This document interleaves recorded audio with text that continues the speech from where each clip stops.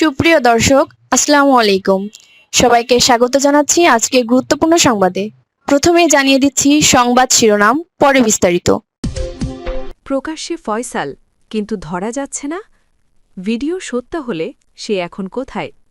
শুনছিলেন সংবাদ শিরোনাম, এখন বিস্তারিত। তার আগে হৃদয় ছুঁয়ে যাওয়া একটি অনুরোধ। যদি হাদি নামটি আপনার বিবেককে নাড়া দেয়, যদি প্রকাশ্য দিবালকে গুলিবিদ্ধ হওয়ার সেই মুহূর্ত আপনাকে প্রশ্ন করতে বাধ্য করে, তবে আজ একটু সময় দিন। কমেন্টে শুধু লিখুন, হাদির ওপর হামলার বিচার চাই। আর দোয়া করুন, হে আল্লাহ, শহীদ হাদিকে জান্নাতুল ফেরদাউস দান করুন।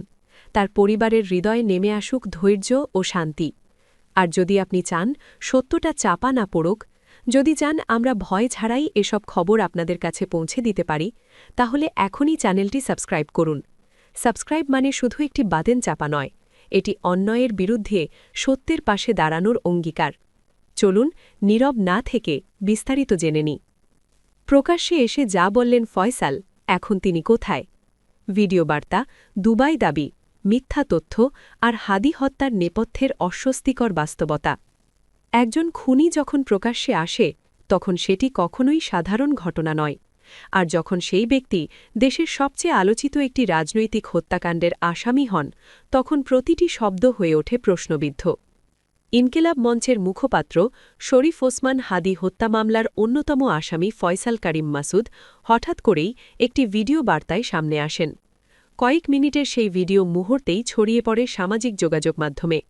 কেউ বলছেন এটি বিভ্রান্তি, কেউ বলছেন পালিয়ে থাকার কৌশল, আবার কেউ সন্দেহ প্রকাশ করেন ভিডিওটি আদৌ সত্য কিনা। এই সন্দেহের জায়গাতেই আসে বড় তথ্য। ডিজিটাল অনুসন্ধানী ও ফ্যাক্ট চেকিং প্রতিষ্ঠান দ্য ডিসেন্ট ভিডিওটি যাচাই করে জানায় এটি কৃত্রিম বুদ্ধিমত্তা দিয়ে তৈরি নয়।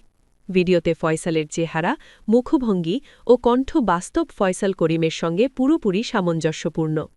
ব্যাকগ্রাউন্ড নয়েজ বিশ্লেষণ সহ 4টি নির্ভরযোগ্য যাচাই টুল ব্যবহার করে তারা এই সিদ্ধান্তে পৌঁছেছে। অর্থাৎ ভিডিওটি সত্য, কিন্তু ভিডিওর ভেতরের কথাগুলো কি সত্য? ভিডিওতে ফয়সাল দাবি করেন তিনি বর্তমানে দুবাইয়ে অবস্থান করছেন, কিন্তু এখানেই প্রথম বড় প্রশ্নের জন্ম হয়। কারণ ভিডিওটি ছাড়া তার দাবির পক্ষে কোনো প্রমাণ নেই। নেই লোকেশন ডেটা, নেই পাসপোর্টের সিল, এমনকি ভিডিওর পরিবেশ থেকেও তার অবস্থান নিশ্চিত করা যায় না। ফ্যাক্ট চেক বলছে কেবল একটি ভিডিও দেখে কারো ভৌগোলিক অবস্থান নিশ্চিত করা সম্ভব নয়। ফলে ফয়সাল সত্যিই দুবাইয়ে আছেন নাকি অন্য কোথাও আত্মগোপনে, তা অজানাই রয়ে গেছে। ভিডিওতে ফয়সালের সবচেয়ে বিতর্কিত বক্তব্য আসে হত্যাকাণ্ডের মূল মুহূর্ত নিয়ে। তিনি দাবি করেন হাদি হত্যার সময় ব্যবহৃত মোটরসাইকেলে তিনি ছিলেন না।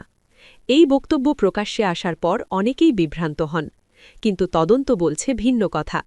দ্য ডিসেন্ট এই দাবিকে সরাসরি মিথ্যা হিসেবে চিহ্নিত করেছে। আইন শৃঙ্খলা বাহিনীর তদন্ত, আগের বিশ্লেষণ এবং দেশের শীর্ষ গণমাধ্যমে প্রকাশিত তথ্য অনুযায়ী মোটরসাইকেলের পেছনে বসে গুলি চালিয়েছিলেন ফয়সাল করিম নিজেই। চালকের আসনে ছিলেন তার সহযোগী আলমগীর শেখ। তাহলে প্রশ্ন আসে, একজন আসামি প্রকাশ্যে এসে কেন এমন একটি মিথ্যা দাবি করবেন? ভিডিওতে ফয়সাল আরও অভিযোগ করেন শরীফ ওসমান হাদি তাকে মন্ত্রণালয় থেকে কাজ পাইয়ে দেওয়ার আশ্বাস দিয়ে অগ্রিম ৫ লাখ টাকা নিয়েছিলেন।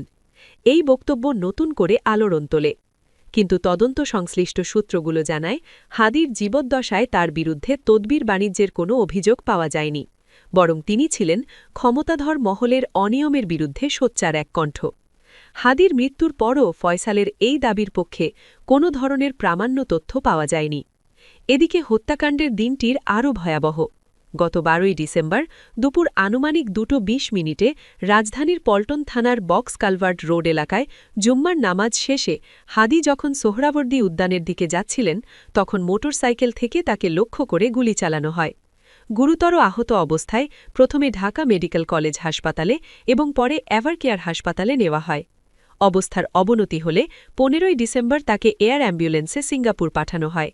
সেখানেই 18ই ডিসেম্বর রাত 9:45 তার মৃত্যু হয়। হত্যাকাণ্ডের 18 দিন পর ডিএমপির অতিরিক্ত কমিশনার এস.এন. নজরুল ইসলাম জানান, তদন্তে ধারণা করা হচ্ছে আসামিরা অবৈধ পথে সীমান্ত পেরিয়ে ভারতের মেঘালয় রাজ্যে প্রবেশ করেছেন।